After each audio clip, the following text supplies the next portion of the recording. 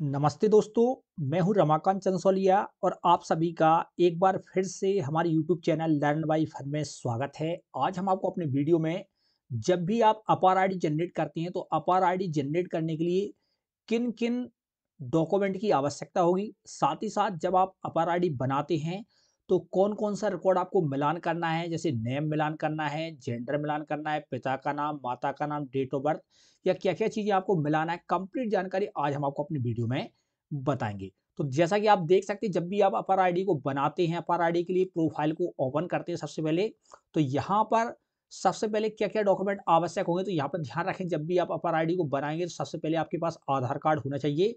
तो यहाँ पर जिस बच्चे की आप अपार आईडी जनरेट करना चाहते हैं, उस बच्चे का आधार कार्ड होना अनिवार्य है।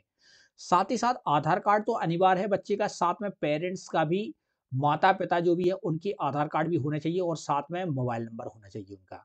जो मोबाइल नंबर वर्तमान में कार्य कर रहा है, मतलब सीधा बात है मोबाइल नंबर होना अनिवार्य है यहाँ पे। तो सबसे पहले आपको डॉक्यूमेंट में बच्चे का आधार कार्ड आपके पास होना चाहिए। आधार कार्ड के बाद पेरेंट्स का आधार कार्ड होना चाहिए, माता का होना चाहिए और मोबाइल नंबर। साथ ही साथ जो सहमति पत्र होता है, वो सहमति पत्र भी पेरेंट्स के सिग्नेचर वाला अपने पास उपलब्ध होना चाहिए। यदि आपके पास इन जो डॉक्यूमेंट बताए, सभी डॉक्यूमेंट आपके पास हैं, तो इसके बाद कैसे आपको अपार आईडी बनाना है, देखें आप यहाँ पे। सबसे पहले अपार आईडी जैसे ही आप बनाते हैं, तो इस तरीके से यहाँ पे किन-किन डेटा का आपको मिलान करना है। अपार आईडी तो बनने में टाइम केवल 1 या 2 सेकंड लगते हैं, बन जाती है, लेकिन मेन प्रॉब्लम क्या होती है, आपको डेटा मैच करना होता है।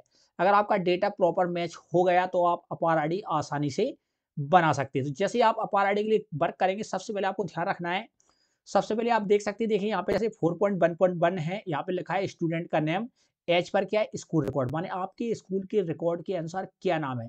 तो यहाँ पर ध्यान रखें, स्कूल रिकॉर्ड माने आपके पास जो प्रवेश पंजी होती है, जो मार्कशीट होती है, जो डॉक्यूमेंट होते हैं, उसमें जो नाम लिखा है, माने प्रवेश पंजी में आपने जो प्रवेश दिया था, उस टाइम पे आपने क्या नाम लिखा था, यहाँ पे लिखना है। तो ध्यान रखना, जो तो आपका 4.1.1 पॉइंट है और यहाँ पर 4.1.8 माने नेम एज पर आधार, माने आधार नेम और प्रवेश पंजी के आधार पर नाम, दोनों अगर सेम होंगे, दोनों की सेम स्पेलिंग होगी, इस स्थिति में बच्चे का नाम वेरीफाई माना जाएगा।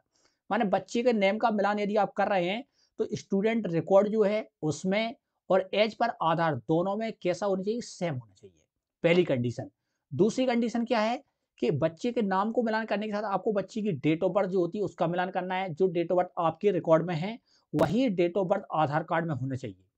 माने आधार कार्ड के अकॉर्डिंग ही अपार आईडी जनरेट हो रही है, लेकिन आधार कार्ड में जो रिकॉर्ड है, यदि आधार कार्ड का रिकॉर्ड और आपके प्रवेश रजिस्टर का रिकॉर्ड सेम मैच होता है, उसी स्थिति में आपको अपार आईडी जनरेट करना है। कौन-कौन सी चीजें मिलाना है, सबसे पहले आपको नेम का मिलान करना है, नाम मिलान कर लेते हैं, उसके बाद आपको क्या करना है, उसकी डेट ऑफ बर्थ, माने जन्म दिनांक है, जन्म दिनांक आपकी प्रवेश पंजी के आधार पर और जो आधार कार्ड है दोनों में सेम होना चाहिए। उसके बाद जेंडर की बात करें तो जेंडर भी सेम होना चाहिए। जेंडर के साथ में यहाँ पे एक प्रॉब्लम आती है, कुछ लोग कहते हैं कि सर माता का नाम और पिता का नाम दोनों का मिलान करना है या फिर एक करना है, तो यहाँ पे ध्यान रखें, जब भी आप जनरेट कराते हैं आधार कार्ड, तो यहाँ पे आधार कार्ड का जो एड्रेस होता है, जैसे आप देख सकते हैं यहाँ पे आधार कार्ड है, तो आधार कार्ड जो बना हुआ है, बच्चे का आधार कार्ड जो होता है, वहाँ पे जो नीचे लिखा रहता है एड्रेस, एड्रेस में यहाँ पे आप देख सकते हैं पेरेंट्स का नाम यहाँ पे लिखा रहता है, पिता का नाम। तो यहाँ पे जो पिता का नाम लिखा है, वही स्पेलिंग आपको क्या करना है, यहाँ पे पेरेंट्स के नेम की यहाँ पे डालना है।